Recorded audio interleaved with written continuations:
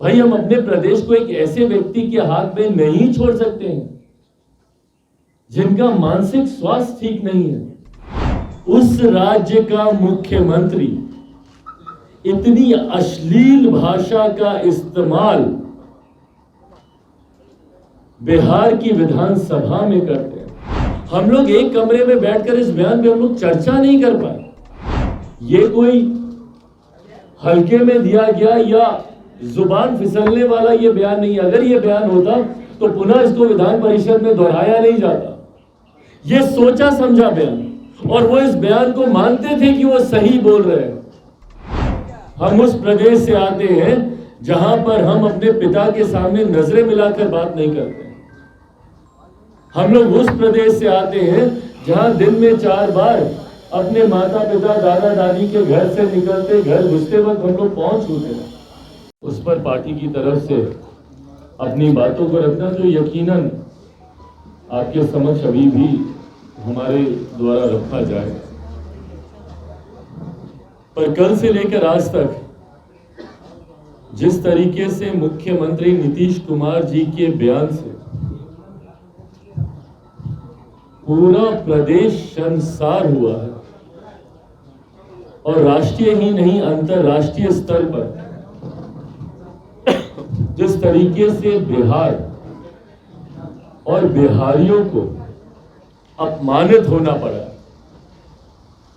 हम सब बिहारी हैं और हम सब के परिचित कहीं ना कहीं दूसरे राज्यों दूसरे देशों में रहते हैं।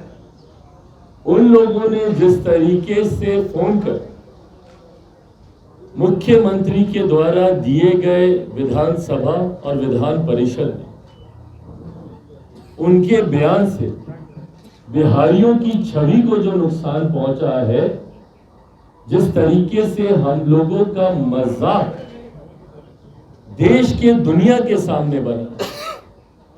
आज तक तो हम लोग को शर्मसार होना पड़ता था कि भैया लोग चढ़ाते थे हम लोग को बोल करके, अरे देखो तुम उसी राज्य से ना हो जहां पर पुल हवा में गिर जाता है, जहां बांध चूहे कुतर जाते हैं, जहां के मुख्यमंत्री लैंडलॉक राज्य होने की वजह से बिहार में उद्योग लगाने से मना कर देते हैं, और देश भर में बिहारियों को मजदूर बनाकर लेबर प्रोड्यूसिंग स्टेट के तौर पर बिहार का नाम कर दिया गया है। इन तमाम बातों को लेकर हम लोग शर्मसार होते थे, हम लोग का मजाक उड़ाया जाता। मेरे खुद के कई परिचित न्यूज चैनल पे जो मुख्यमंत्री अपनी ऐड देते हैं नली गली बनाने की, उसको लेकर मेरे खुद के कई परिचित आकर हम लोग का मजाक उड़ाते हैं। जब चैनल्स पे ऐड चलती है और दिखाया जाता है कि भैया शहर से आया हुआ लड़का खुश हो जाता है, क्यों? क्योंकि हमारे गांव में नली बन गई। तो लोग हमसे पूछते हैं कि भैया आज भी तुम्हारे राज्य में एक नली का और एक गली का बनना इतनी बड़ी उपलब्धि है कि उसके लिए तुम लोग ऐड निकाल रहे हो। कौन बात करेगा आईटी जॉब की, आईटी सेक्टर की? कौन बात करेगा हायर एजुकेशन की, एजुकेशनल इंफ्रास्ट्रक्चर की, या बेसिक इंफ्रास्ट्रक्चर डेवलपमेंट की? पर आज तो उन सारी बातों को पार करते हुए जिस तरीके से हम बिहारियों का मजाक मुख्यमंत्री नीतीश कुमार जी के निंदनीय, अशोभनीय, अश्लील बयान की वजह से जिस तरीके से आज हम लोग का मजाक उड़ाया जाता है, इसकी कल्पना कम से कम किसी बिहारी ने नहीं की। हम लोगों ने जिंदगी में कभी नहीं सोचा था कि हमारे प्रदेश का और हमारे प्रदेश का मुख्यमंत्री, भाई जो प्रदेश अपने संस्कारों के लिए जाना जाता है, हम उस प्रदेश से आते हैं जहां पर हम अपने पिता के सामने नजरें मिलाकर बात नहीं करते। हम लोग उस प्रदेश से आते हैं जहां दिन में 4 बार अपने माता पिता दादा दादी के घर से निकलते घर घुसते वक्त हम लोग पहुंच चुके हैं। हम लोग उस प्रदेश से आते हैं जहां घर के बड़े जब तक खाते नहीं हम लोग बैठते नहीं हैं।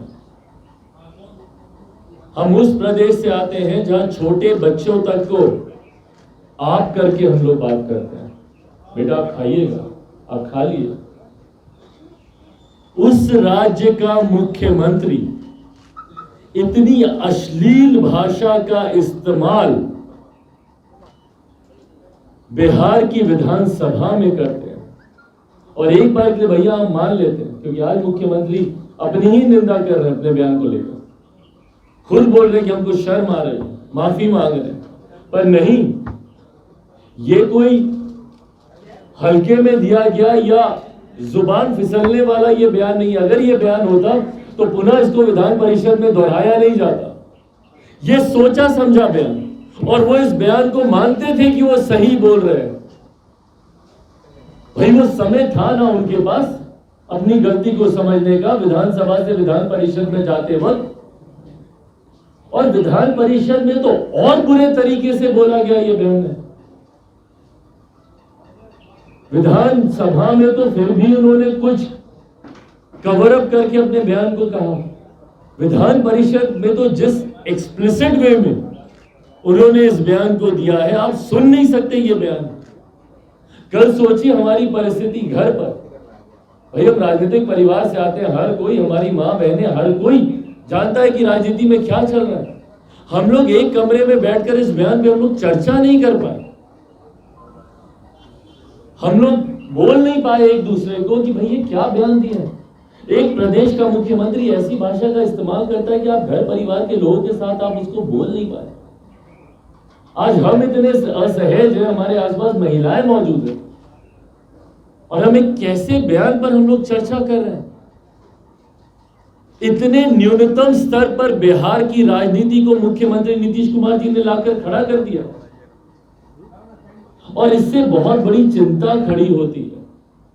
देखिए, आज तक मैंने मेरे मुख्यमंत्री नीतीश कुमार जी के बारे में कभी कोई व्यक्तिगत टिप्पणी नहीं किया, पर आज एक बिहारी होने के नाते और एक ऐसा व्यक्ति होने के नाते जो संभवतः मेरे पिता की उम्र के हैं, बुजुर्ग हैं, उनको लेकर मेरी चिंताएं हैं। आज पहली बार मुझे लगता है कि संभवतः उनको लेकर जो आम बोलचाल में जो चर्चाएं चल रही हैं, जिनको अभी तक मैं र्यूमर्स मानता था, अफवाहें मानता था, पर क्या वो बातें सही में सत्य हैं? क्या सही में उनके स्वास्थ्य को लेकर, मानसिक शारीरिक मुझे नहीं पता, पर क्या चिंता होनी चाहिए? होनी चाहिए। इनके इस बयान से साफ जाहिर है कि संभवतः वो किसी एक ऐसी बीमारी से ग्रस्त हैं जिसका इलाज उनको कराना चाहिए। और ये चिंता मेरी जितनी मेरे मुख्यमंत्री को लेकर है व्यक्तिगत तौर पर, उतनी ही चिंता मेरे प्रदेश को भी लेकर है। भाई हम अपने प्रदेश को एक ऐसे व्यक्ति के हाथ में नहीं छोड़ सकते हैं जिनका मानसिक स्वास्थ्य ठीक नहीं है। और ये मैं किसी नेगेटिव वे में नहीं कह रहा हूं, मेरे शब्दों को गलत वे में ना लिया जाए, मैं किसी को चिढ़ाने के लिए, किसी को हीन भावना से।